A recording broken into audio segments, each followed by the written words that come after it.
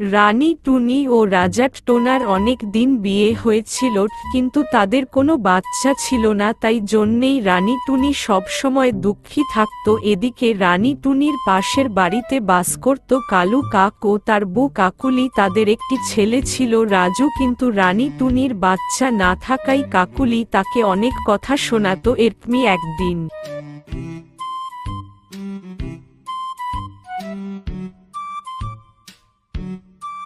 আরে রানী টুনি, কি করছো? আমি তোমাদের ঘরের পাশ দিয়ে যাচ্ছিলাম, তাই ভাবলাম একবার ঘুরে যাই।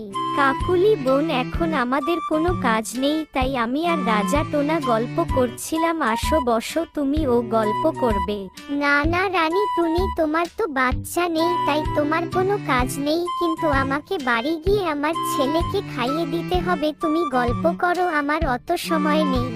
কাকুলি বোন, এই কথাটা তুমি তো ভালো করেও বলতে পারতে। আমার বাচ্চা নেই বলে আমাকে এই কথাটা বারবার এইভাবে বলো কেন?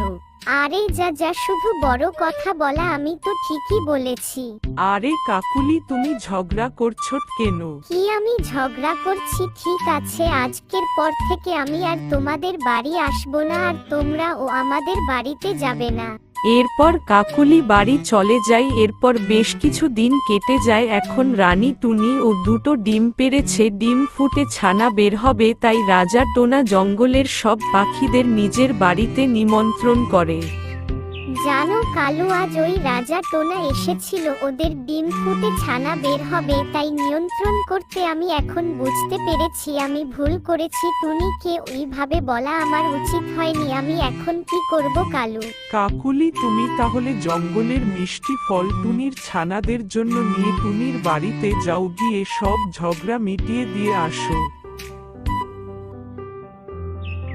এরপর কাকুলি টুনির বাড়িতে যায় এবং সে টুনির ছানাদের ফল উপহার দেয় আর টুনির সঙ্গে ঝগড়া মিটিয়ে ফেলে।